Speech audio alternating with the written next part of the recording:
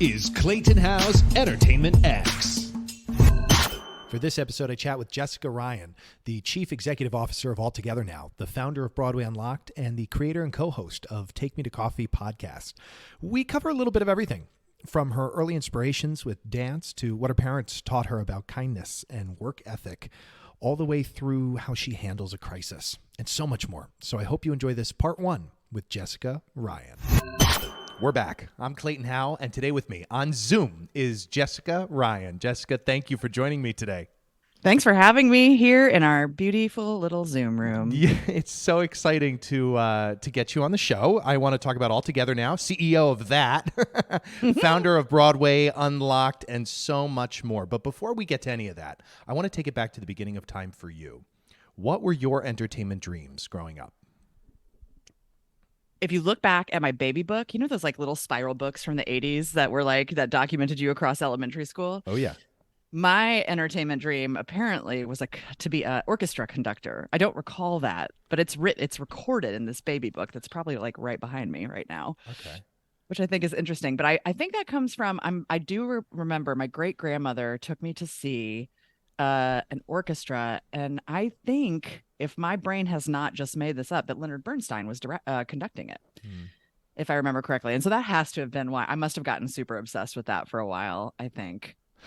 Was there a defining moment for you when you decided, oh, this is like entertainment, I'm going to do this thing? No, not really. I started dance class when I was 3. And I found out like right before my last parent died, they never told me this, but right before that, I was the worst kid in the class, in dance class, which also no recollection of at all. No. But somewhere over that time, I got real stubborn. I was like, I'm not going to quit. And I ended up, being the best dancer in the troupe. And so I think that was somewhere inside that I started dancing 6 nights a week, 5 hours a night. And in that time period, which was really like, from age 3 till about 8th grade, I was like, oh, this is what I'm going to do. Did you have any mentors, or do you have any mentors? Many. Do you? Oh, we well, don't, I mean, right? yes, but I'm curious. Are there Yes. any standout lessons from any of them? Yeah, actually, someone just brought this up on another podcast I was on the other day that I had went on the record. So as I just mentioned, both of my parents died by the time I was 32. So I was like fairly young and had lost both parents, and my boyfriend had left me, and it was just this like full on life disaster. And my mentor, Cheryl Miller, who was my dance teacher in college, she's the woman responsible for all of our alumni who were on Broadway that are a couple generations older than me. So Deidre Goodwin, Michelle Potteriff, Greg Roderick, Matt Stokes. These are all her kids. Oh, great. She texted me and she said, "Baby, no one gets famous without being a little fucked up." And she was not wrong. I guess it just builds character if you think about it. Deep well to pull from too, right? Yeah, deep well. I'm curious. Growing up in the younger years for you, what did your parents teach you about kindness? Ooh, so much. So this is a fun little left turn of a story. My dad, also unbeknownst to me until after he passed away, and one of his friends told me this. My dad, he worked for Ewing Kauffman. And if you are in startups at all or in and around startups, you've heard of Kauffman Foundation, because it's this massive, United States center that supports entrepreneurship in America. And that's because Ewing Kauffman started Marion Laboratories, a pharmaceutical company, from his garage. My dad worked for him in the really early years, all the way through like the last acquisition of the company. And Ewing had, as I understand it from my dad and many conversations across the dinner table, like a serious commitment to kindness and generosity and giving back. It was just like sort of embedded across Marion. And my dad, that was really meaningful to my dad. And he was always talking about it at home. And I think like that is where, that sort of seed of thinking about how a business can also be meaningful and mindful, Right. that it really started there. And so back to the story that my dad's friend told me, my dad ended up being like this wildly important direct marketing guy who was the first guy, direct marketing executive, to successfully take a product through a generic launch, like where there was a generic competitor, and not lose customers. And he did it because he like started a newsletter for heart patients with recipes, like all these things that we now know come with marketing, right? All the time. Sure. Yeah. And like my dad's friend said, you would walk down his hall and he'd have like people had sent him cookies and cards and like all these customers of this heart drug that he was the marketing guy for, like sent him all this stuff because they appreciated the way he treated them with kindness, you know? I love that. Yeah. It's amazing how it's a saying, but it's true, how many flies you get with honey. It's, oh yeah, it's totally. Just being nice really goes so much further especially in the long run too. I mean, Yeah. you really set yourself up for more success if you're just nice. And not to mention, you can go to bed, you know, feeling okay about yourself at the end of the day. Well, that too. Yeah. You know, you're not hating yourself. You know, Yeah. I'm curious, similar question, what your parents taught you, but about work ethic. Oh, geez. I have a terrifying work ethic, I've been told. And I certainly learned that from my parents, but I think I also learned that in the theater and in dance, to be honest. Like my dance studio, as you might imagine, if by hearing that I was dancing 6 days a week, 5 hours a night, demanded an incredible work ethic, right? And almost probably to a concerning point, but whatever, it instilled it in me. And I would go to rehearsals. My grandparents were theater actors, so I would go to rehearsals with them when I was a kid, and I watched how hard they worked, and I would, you know, run their lines with them at home. So I had this like early exposure to the dedication and sort of work that and pride that my family took in the work that they did. And then, of course, I learned it actually starting to do theater and starting to understand what goes into making something and the ways in which, at least for me, I don't know about you, but like I choose to show up for my teams, you know, to get things done. So, yeah, I don't know. It's across my parents, the dance studio. Yeah, my experiences with theater. Yeah, it's such a tough, it can be, I guess, a tough balance to work and then to take a moment for yourself, because there's no defining time on, okay, I've done enough, especially when you're a creator, you know, startup or founder, CEO, the leader. Yeah, I'm starting to like this is going to sound so stupid, but I just did not understand that not everyone, I know everyone says don't live for your job, but like we love what we do. Yeah. We are so fortunate to do the thing we love. You know what I mean? So it is not just a paycheck. It is not just, it means so much more. And I just didn't like get that not everybody is actually like that. You know what I mean? Yes. I'm learning. It's fine. Yeah, it's a practice. We're growing. It's a journey. Yeah, it's a path. Exactly. Is there a particular project to date that has taught you the most about yourself? Oh my goodness. That is an awesome question. And there are so many. I'm going to have to whittle it down very quickly. That's fine.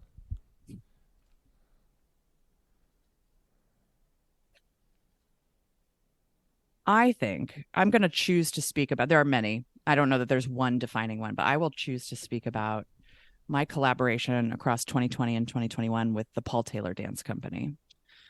And I choose to speak on that because I think I learned the most about the most things inside that collaboration.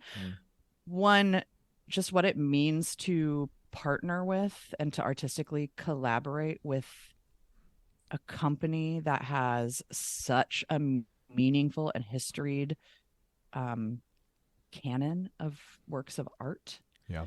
And what it means to collaborate inside a new medium with them, right? Because we were doing live digital work, and where those lines of collaboration how you have to partner with someone, right? Because a lot of times I think for us, like we're working on something and it's like what I say goes, right? I'm the director or I'm the this or that or the CEO. But that's just like not how it works when you create a new piece of art with like a long-standing company. Right. I learned a ton about how artists in other mediums and dance specifically look at their work and where their value systems lie. Michael Novak, who's their artistic director now, is a really generous collaborator and very clear in his communication and his sort of viewpoint on how to protect, celebrate, build upon Paul's work. And Sure. I learned a ton about that. I learned a ton about myself in a crisis because, working on live digital is never a super calm process because the internet's a chaos monster. And also, to be perfectly honest, I had never filmed dance before. Like when they engaged me to come on and direct these pieces. So I was also scared shitless. You know what I mean? And so I learned a ton about myself and how I showed up in that moment. And I learned a ton about filming dance, and I just learned those collaborations in those couple of years. We worked with very large teams across Paul Taylor and my company. And they were a model for when it works. Do you know what I mean? Like, how sometimes you get in those situations, you're like, why is everybody fighting? Why does everybody have a problem with each other? Where are the cracks here? And I'm not saying it was perfect, but it was pretty awesome, that collaboration. How do you handle crisis? This is funny. Before you answer that, it's starting to sound like a job interview, which I think is hilarious. That's so funny. I just realized that. Did I get it? It's just I've never thought of that, but I've never also asked this question. Oh, how so do funny. you handle crisis? What's the self-talk? You will very frequently first hear wild giggles out of me. That's like my initial reaction when crisis happens. It's like just a release. It is. It's like and it reminds me like to just kind of like my friend Bill says, go limp. You know what I mean? just go limp and let it like, we're going to get through it. Sure. And I don't know. I would be curious to hear the same answer from you. But for me, I think often my response to crisis comes from a place of service to everyone else around me, if that makes any sense, right? Like that's my first thought is, particularly as a leader in a moment of crisis, I have to serve everyone around me, my client, my collaborator, my team. And so thinking about that, I will frequently think, how can I de-escalate this situation? How can I ask the tough questions to get to the whatever is going to be the right answer to get us out of this? Sure. How do I help someone else understand and feel confident that we're going to get them out of that crisis? You know what I mean? Sure. Yeah, that's it helps too to calm when you're helping other people. You're not focusing on yourself. It's just immediately you calm down because you're in service of someone else. Yeah, it's like a great strength and also weakness. For me anyway, right? Like I'm so good at taking care of everybody else. Yeah. Not as good at taking care of myself. Oh no. I mean, look, we like you said, it's a journey. We're learning, right? And keep working. But I'm woman enough to say that it's not my strong suit, you know. I am curious in terms of theater, right? And the projects you're working on, how has your taste evolved? What you choose to do, who you choose to do it with? I'm such a weirdo, Clayton, that I have no idea how to square away. I have very specific taste, but I do not know how to square it away, right? Like I love old classic musical theater, right? Anything. I just directed a production of Crazy for You this past summer, and it's my favorite musical because it is so dang stupid. Do you know what I mean? Oh yeah. I love a stupid joke. I love a bit. But then, I'm trained in Suzuki and viewpoints, I love weird fucking physical, you know what I mean? Theater elevator repair service, Worcester Group. I love that stuff. And then when you look at my directing career, so frequently I've done super serious play-driven work, right? Broadcast Between Riverside and Crazy, Clyde's. I made this crazy Oprah Muse of Fire for the Guthrie Theater with Mark Rylance and Don Cheadle. I don't understand me, Clayton, is really the thing. And I don't know that my taste has evolved rather than I think it's just gotten stronger. You know what I mean? My viewpoint and the things that I like. That sense has gotten stronger, but my tastes have mostly come from the same place and stayed sort of in those pockets over the years. Yeah, I feel like the more specific one is on what they like, the better the outcome. Doesn't matter what it is. Yeah, so long as you're specific. Yeah. If you're vague, it's life punishes the vague wish and rewards a specific ask kind of thing. It's it's just when you're specific, it hones in. So I appreciate that answer. Thank you. You have the best phrases, by the way. That's the second one you've said in the last 2 days to me that I've never heard before, and it's so good. I have a bunch, but thank you. You're welcome. And none of them are mine. It's all from Okay, books. So whatever. I don't take ownership over any of these. Listening, especially when you're, negotiating and building your business and communicating with other employees or employers. How have you gotten better at listening? I think listening is the most underrated skill one can develop. And for those of us, especially who direct anything that is next to devised, i.e. it's not scripted, have this like beautiful gift, because listening is such a huge component of that, right? Like I think about as a director, when I'm making like documentary based pieces on film, like that job is totally listening. I come in with a couple of questions, but you listen, you hear what someone's passionate about, what they're curious about, and then you start asking questions in that direction. So I'm very fortunate to be able to take that 10,000 hours of practice, in listening into my business. And I also was very fortunate, it sounds so silly, but for a while to date a guy who taught negotiation workshops. So like, please give me some of those.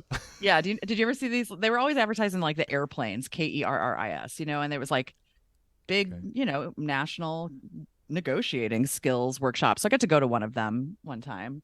And it was, so that I was probably 30 or something. So before I had really started running a business, and boy, was that a gift. And I tell you what, I don't remember most of what happened there, but the two things that I do all the time, one is let someone go first. Three things. Listen like crazy. And after you say something, just stop talking. That's the big one I use all the time. Like if I'm in the middle of a negotiation and I am, proactive about offering something onto the table, then I just shut my mouth and you let someone else talk themselves. They'll very frequently talk themselves around to what you need if you just shut up. Isn't that wild? That is wild. And it's so, it's true. Yeah. It's a secret. Yeah, not anymore. It's on the podcast. Well, now well, there you go. But it's true though. Yeah. Especially just communication in general. It's amazing how much further the conversation can go if you don't meander.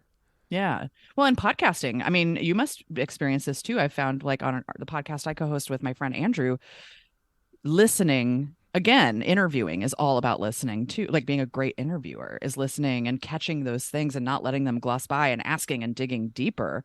So do you feel like this podcast and having that skill set utilized here helps you in your business? 100%. Very early on when I started, 4 years ago when I started the thing, or 5 now, the big difficulty for me, the two of them was which I just said, and asking a question and waiting for an answer, because I felt like I was discomforting the person that I was asking if they took a moment to think. And the first 2 to 3 seconds of silence used to feel like an eternity. But now, you ask the question, and very often too, someone will be like, I don't have an answer to that. I'm like, okay, next one. And we move on. It's not personal. Yeah. No one's trying to attack anyone here, No. And if you feel attacked, it says more about you than me. Yeah, so exactly.